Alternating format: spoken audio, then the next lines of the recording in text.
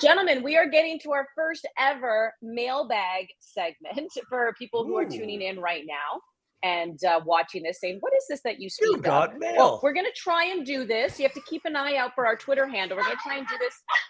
I don't know. They're very talkative right now. We're going to try and do this once a month. So keep an eye out on our Twitter handle because we'll put something out the day before. You can respond to it and hopefully your question gets picked and we'll put it to the show, put it to the guys, put it to me if you have a question for me. And we will try and do our best to answer it. So we'll dive right in right now. When it comes to FC Edmonton, gentlemen, any news on the owner front and should fans be worried here? Maybe Ollie, I'll start with you. I don't think fans should be worried. There's no update as far as I'm aware. What I will say, and I saw like some people asking about expansion and things like that as well in this league. This league is very, very quiet when it comes to ownership and expansion and anything like that. And they do not say anything or leak anything or suggest anything until they're ready to announce something. So I personally would love for there to be a bit more kind of conversation around expansion and a bit more buzz around potential cities and have the league maybe going out there and putting the seeds of an idea in people's heads through the media and things like that. I think that could be beneficial just in terms of getting the conversation going around these things.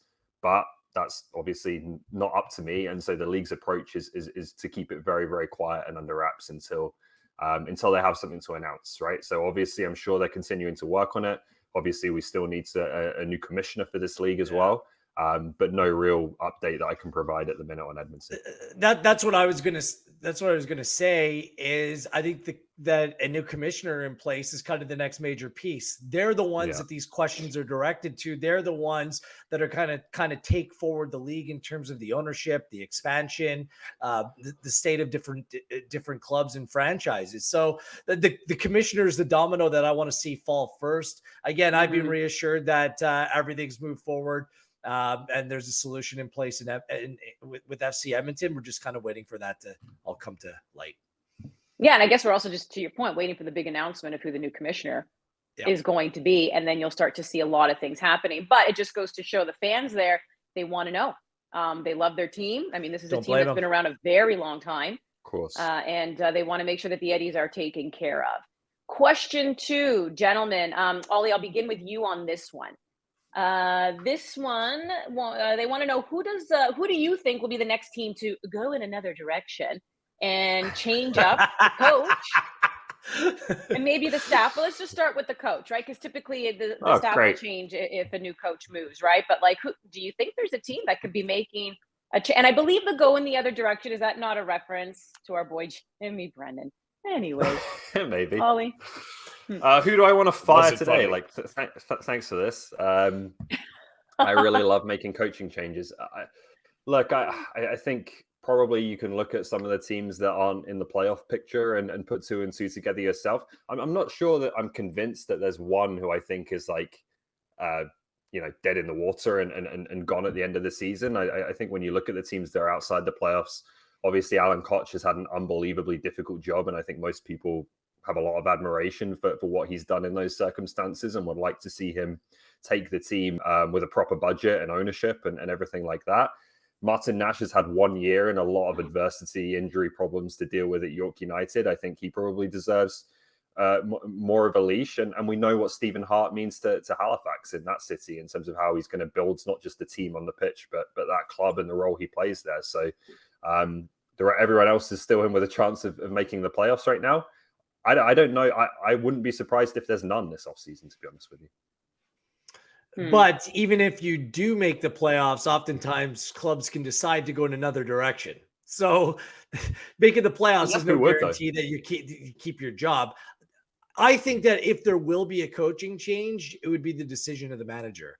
I mean, the easy one to point out is Halifax's struggles and Stephen Hart out there. He just means too much to that community. He's so respected. He's a top coach, respected across this league. Recruitment continues to be an issue where, teams like Forge and Cavalry, like they have a much bigger pool of players to select from within their own backyard. And I think that needs to be developed on the East Coast, and Stephen Hart will play a big role in that. Whether Stephen has said, well, I've had enough, I've had my run, and he moves on to do other things, I mean, that would be his decision, but I certainly wouldn't get rid of a coach like that or dismiss a coach like that. Yeah, you really get the sense this year. I think in the previous years, you kind of felt like, ooh, maybe a change is going to come. Something just is not jiving. I don't know about you guys, but it sounds that way. I feel the same, is that you just don't get that sense this year unless something comes out of left field. But even like Pamadou Ka, to your point about a manager choosing to leave, like you just knew the rumors were out there and FC Dallas was sniffing around and you just knew it. Haven't heard anything. At least not yet when it comes to any other. I wonder what Vancouver, and we wonder what Vancouver's going to do too, right? The new team coming in. So there is another job available. Do you go in and try to pluck someone internally from the league, or do you go outside? There's a lot of good young coaches that are developing, right? So different options there. So there might be some movement, but I don't think it's about anyone getting sacked or a team moving in another direction, and maybe the coach moving in another direction. Hey, speaking of new franchise, you just said it. This one coming on in. Final question from the mailbag here. Where will the next CPL franchise be? Now, we do know that there is another one coming in BC. We do know that Saskatchewan's been granted one. It's just pending approval in the building of a stadium. So I want to say those two, not allowed to choose those two because we already know that, Ollie. So where do you think the next CPL franchise could be?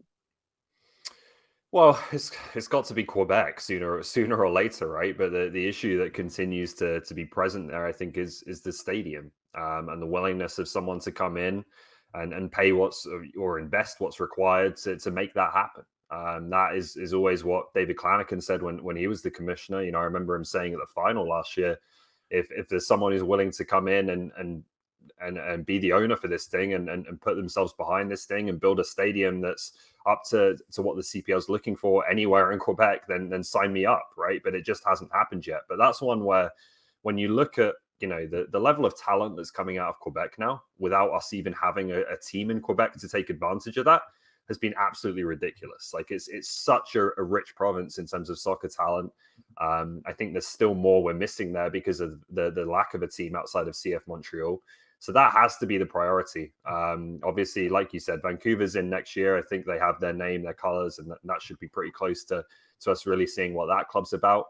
And then Saskatoon is still a case of negotiating on that stadium and trying to find out what the split's going to be between public money, private money, and so on. But those are the two that seem closest. I try to get two teams in Quebec. I keep on saying it. London, Ontario, get your act together. You are the perfect city for the Canadian Premier League. Yeah. And to your point there as well, though, Ollie, about Quebec, obviously it seems like a natural fit. I have heard similar things about the stadium, and other things that I have heard as well is they don't want to go necessarily to a pitch that's already at a university. They do look at the struggles right now a little bit with York United from vantage points, from a track being the middle between fans and the pitch. So they want something. Look at Halifax and Pacific. That's the model for this league for me.